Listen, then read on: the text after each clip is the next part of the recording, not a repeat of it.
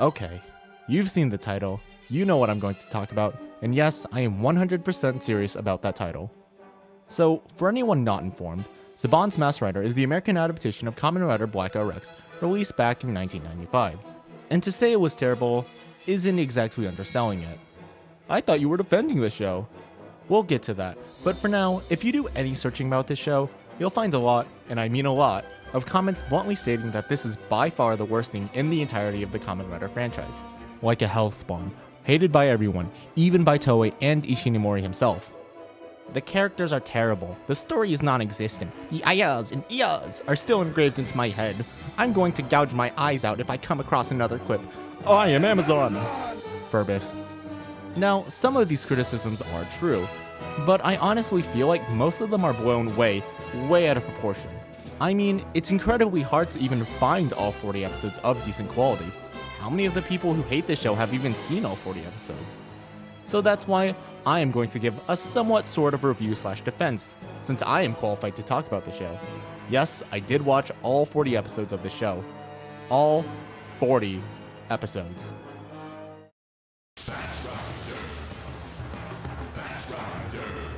On a distant and embattled planet called Edenoi, a young prince named Dex is given great powers by his grandfather, the king, and is sent to the planet Earth to protect it from the advancing evil of Count Dragon and his vicious insectables.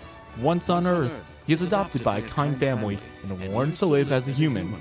With his companion Furbus by his side, Dex is ever vigilant, ready at a moment's notice to call on his powers to become Masked Rider.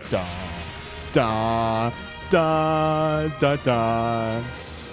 I mean, that is basically the general plot of the entire show, but I'll mention a few things that most people might not know. So, it turns out that Count Dragon is actually Dex's uncle. My uncle, Count Dragon.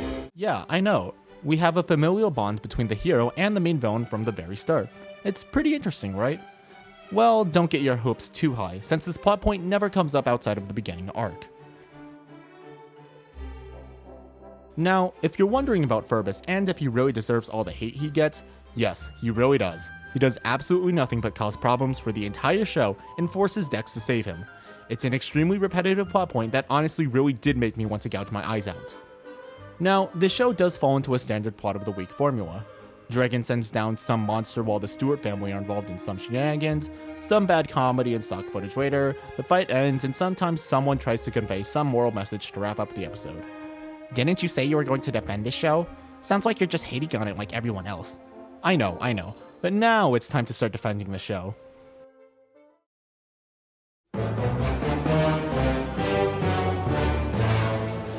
Alright, now before I get on to defending this, let me put out this disclaimer. I am not saying this is a good show. I am just saying that it does not deserve the massive amount of hate it gets. You can like Geo, Ghost, Wizard, Hibiki's second half, and you will always have some supporters behind you. But if you say you enjoyed Masked Rider, well, God forgive you, because everyone will get on your ass. Now, before I get into what I liked, I want to bring up a comparison to the kind of quality you can expect. The episodes all really feel like old MMPR Season 1 filler episode quality. So yeah, don't binge watch the show like I did. If you're in the mood for some wacky, weird 90s sitcom, watch a couple of episodes of Masked Rider. Okay, so let's start off with a couple of small things that I enjoyed about this show. The characters of Magno and Combat Chopper, which are the counterparts of Rhydon and Acrobatter, are actually sentient and regularly hold conversations with Dex. Yes, Rhydon and Acrobatter were both sentient in Black RX, but both Magno and Combat Chopper had distinct personalities that made them stand out in the cast of characters. So yes, scream at me in the comments, but I enjoyed these vehicles over their counterparts in Black RX. My name is Magno, a technological marvel on wheels. Never mind her, Dex. I'm Combat Chopper. Wherever you want to go, I can get you in a zim-zam second. Don't exaggerate. Exaggerate? Who, me? It's Please. true. That says you. Both of you. Anyways, with the side characters, I actually didn't really mind the Stewart family that much. Yeah, they're kinda just there without much to them and can feel completely pointless, but at times they had really memorable moments and really did have some nice moments of family that made them endearing to me, even if I didn't really care about them. Plus, the moral messages weren't always bad at times. The standout episode for me was Arcade Ace, mainly because it does teach a good message about relying on your own power instead of others in a decent way. You see, it really doesn't mean much if I beat Henry. It doesn't? I have special powers from another planet. But you know what? It would mean a lot if you beat him. If you want to at least watch one decent episode from the show, I'd say that Arcade Ace is probably your best bet. I told him he had a good reason for leaving. You promised. My time is not my own, Albie. I can never tell when Dragon will set a trap or try to trick me. I have a responsibility to the people on Enoy and the people on Earth. And the comedy was actually funny at times. Sure, there were a lot of bad comedy scenes, but that doesn't take away from the surprisingly funny moments that land. Like, a scene that is pretty much always stuck with me is when Dex lands on Earth and Barbara, instead of commenting on the crater with an alien clearly standing in it, complains that her petunias are ruined. Oh, my petunias! You're standing in my petunias! My apologies. Oh, my poor flowers! Like, that shit was genuinely hilarious to me. Plus, even if this show was nothing but Monster of the Week formula, that wasn't to say there was no story. Okay, there really wasn't, but there were some continuing plot threads.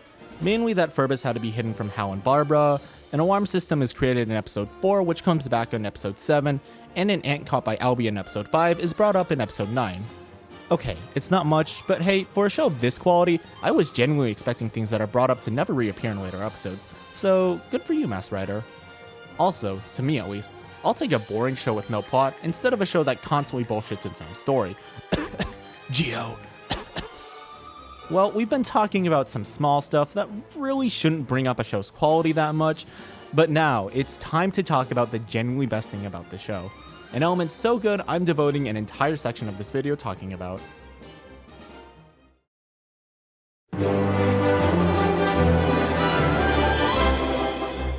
Yes, I like Dex as a character.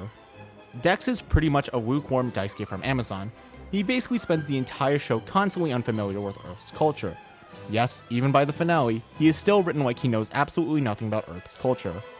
Anyways, Dex has got an interesting personality. Sure, he's got an awkward demeanor and creates weird situations because he doesn't understand Earth's culture, but he is still good-natured at heart and always strives to do the best thing for others.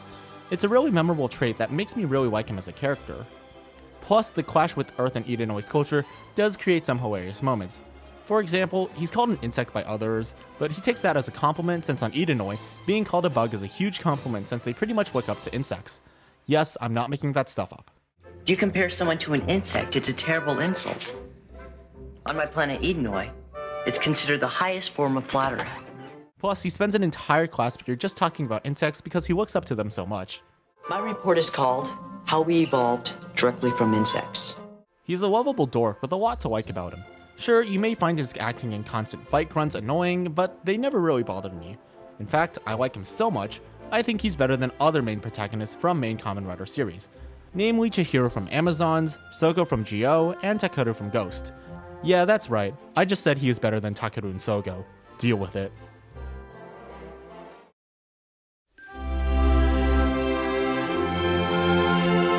So, what am I trying to say here? Saban's Masked Rider is not a good show. There's no twisting that truth. However, the fandom has such a hate boner for this show that it's created a very exaggerated negative reputation. Even though I came out of watching episode 40 completely hating this show, over the months it's actually kinda grown on me. Only very slightly though. Yes, the story is non-existent, the characters are pretty lackluster, the villains are stupid, and the entire show is just formulaic, but there are a lot of things I feel that most people don't really know about the show. The hidden depths of Dex as a character, the genuinely funny moments sprinkled throughout episodes at times, the heartwarming moments with the Stewart family, the small bits of continuity. I'm not asking for people to binge watch all 40 episodes, heaven forbid because I would probably never do that again, but just watch a couple of episodes and enjoy the wacky, zany experiences each episode provides. Form your own opinions about the show and don't be swayed by the negative reputation the show has. Who knows, you may even come out liking the show, though I highly doubt that. Hopefully, I've done a good job of shedding light on this show so that one day, this show doesn't have such a negative connotation, and can exist without being regarded as the season that must not be named. Cause honestly, I prefer this show over Gyo and Amazon Season 2. Yeah, that's right, I just said that, what are you gonna do, block me on Twitter?